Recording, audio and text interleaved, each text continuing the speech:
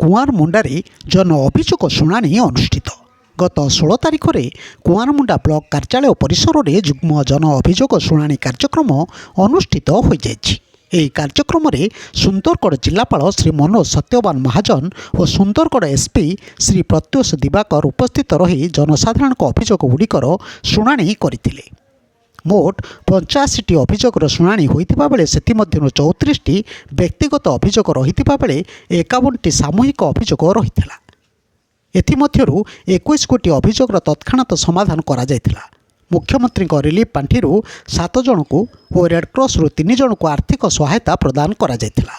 ଅଭିଯୋଗଗୁଡ଼ିକ ମଧ୍ୟରେ ମୁଖ୍ୟତଃ ରାସ୍ତାଘାଟ ସମସ୍ୟା, ପାନୀୟ ଜଳ ସମସ୍ୟା, ପେନ୍ସନ୍, ବିଦ୍ୟୁତ୍ ସମସ୍ୟା, ରାସନ କାର୍ଡ଼ ସମସ୍ୟା, ଆବାସ ନିର୍ମାଣ ଦାବି ଆଦି ପ୍ରମୁଖ ରହିଥିଲା।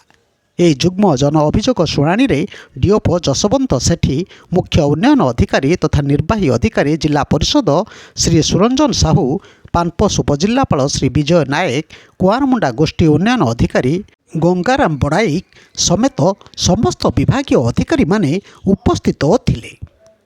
ବ୍ୟୁରୋ ନ୍ୟୁଜ୍ ଓଡ଼ିଶା କଥା। ଓଡ଼ିଶା କଥା ୟୁଟ୍ୟୁବ୍ ଚ୍ୟାନେଲଟିକୁ ଆପଣମାନେ ଦେଖୁଛନ୍ତି, ମତାମତ ଦିଅନ୍ତୁ, ଲାଇକ୍ କରନ୍ତୁ, ସବସ୍କ୍ରାଇବ୍ କରନ୍ତୁ ଓ ସେୟାର ମଧ୍ୟ କରନ୍ତୁ।